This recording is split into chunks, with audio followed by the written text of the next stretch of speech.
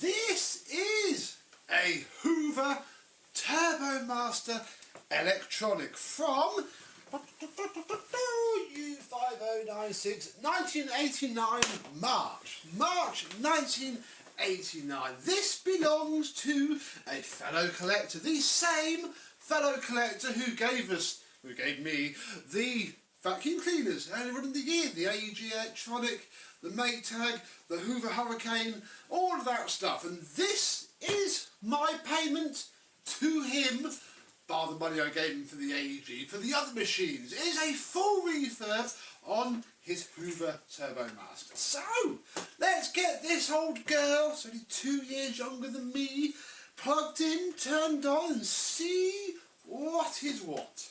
Let's have a look.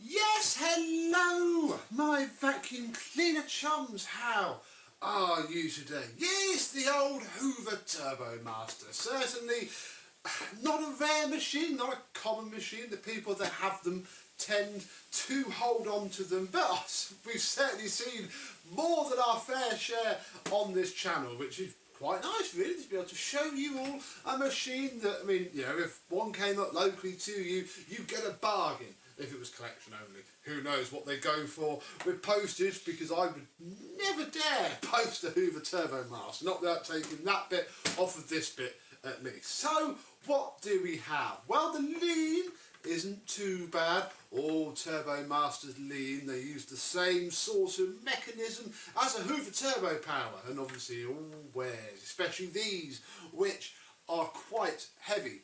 We have a wand. I think I gave him that wand because I had it in the shed. Ooh, lots of yucky stuff down there. A wand, a very nice, if not slightly dirty hose, not too bad.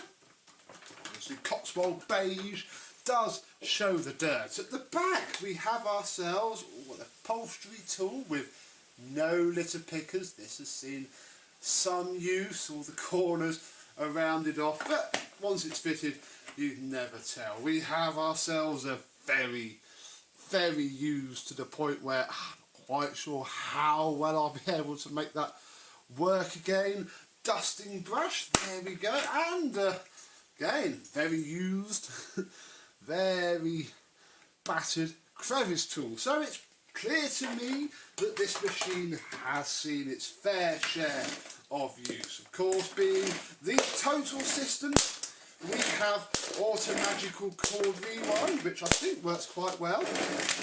Yeah, not too bad, but it'll all come apart and be retensioned anyway, because you have to take the cord reel out to strip the machine. And plug-wise, we have a no-name, but non-shielded, oh no, we do have a name, look, let me read the name.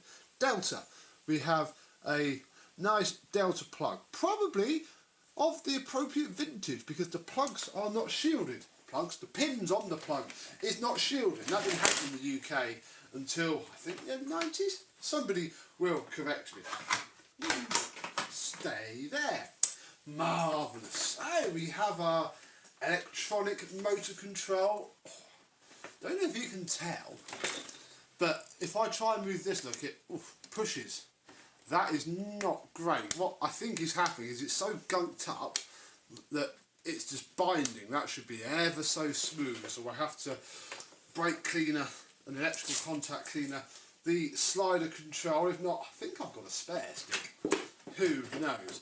Inside of the bag door we have, do we have an air freshener? I think we do. You're going to come out there, I think you're not, but there is a slightly smelling air freshener in there. You can just see it, look, behind the door. No, you can't see it. I can see it with my eyes, but there is definitely an air freshener in there. We have ourselves a non-genuine, oh dear, paper bag, which is going a little bit mouldy, which we'll have to take care of that. But inside it's not horrendous actually. I mean, there's a fine layer of dust, as there often is when you use paper bags, especially non-genuine ones, but we can soon take care of that. We'll refit that because obviously we'll want to turn this thing on in a minute and see what she's like. Everything else isn't too bad. We have her Madge's warrant for Merthyr at this stage. I think Perivale was gone by the late 90s. This is, there we go.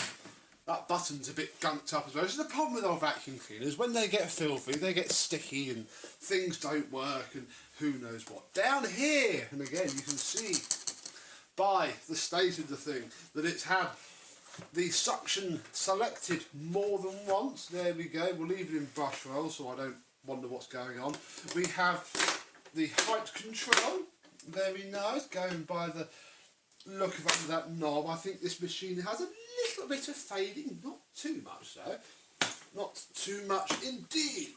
Let us carefully turn the cleaner over and have a look underneath. Now obviously the belt will free spin because it's turned off, and the brush roll isn't too bad at all.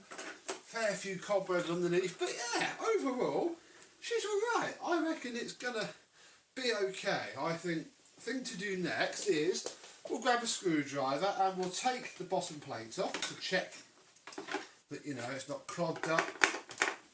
Everything is okay. There we go, especially while it's upside down. It would be rude not to. There we go, yeah, everything seems okay in there. We have ourselves a Qualtex belt. Qualtex little belt and an unnamed afterwards. Obviously the Turbomaster uses a dual belt system. No, actually these belts aren't too bad. I reckon we'll probably leave them alone. We'll see. The base plate has its fair share of scuffs and scrapes on it, bless it. Yeah, this is a used machine. I don't quite know why I'm making that out to be such an amazing thing. This thing would have been bought as a vacuum cleaner before weirdos like us came along and decided that we like them more as ornaments. So yeah, this thing has certainly seen some use. I'm going to get this back on, we'll get it plugged in and we'll turn it on and see how it runs. Now if you've watched my channel for more than 5 minutes, hopefully you'll be somewhat of an armchair expert at what a good Hoover Turbomaster sounds like, especially if you've watched any of my after videos. So let us turn her on and see what we're working with. No light bulb for a start, and I've left it on minimum power. We'll leave the hose on.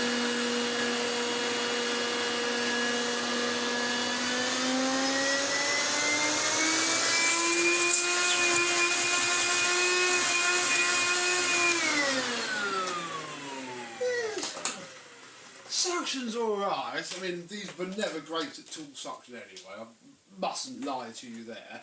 But it's okay, I suppose. Yeah, no light bulb. Let's see what it's like on the carpet. Obviously we need to recline it for the clutch to work.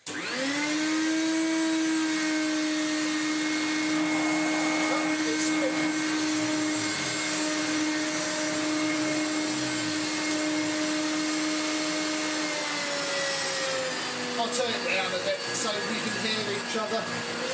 It's okay.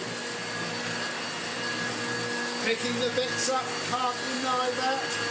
But, yeah, not giving me that turbo power oomph that they are so renowned for.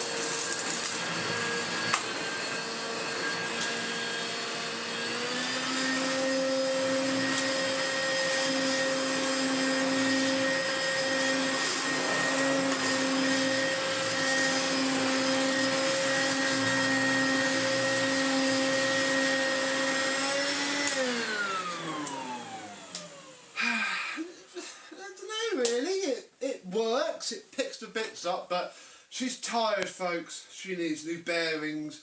I'd imagine the cooling fan is completely plugged up.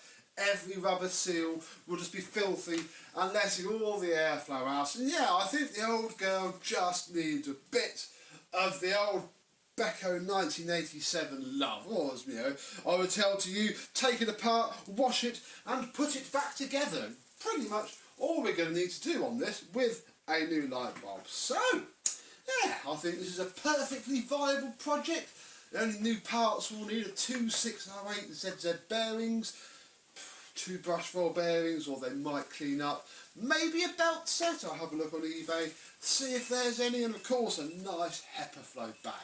After that, she should be good to go. So stay tuned to find out what happens to this and how well it comes out. And yeah, comment down below if you managed to nab yourself a Hoover Turbomaster from anywhere, or have you used one? If so, what do you think of them? Let me know down below. This would have once been the flagship, very expensive vacuum cleaner on the market in the UK. Crikey, how things have changed. Brilliant. So, until the next time, I and this Hoover Turbomaster electronic total system will see you soon. Bye bye.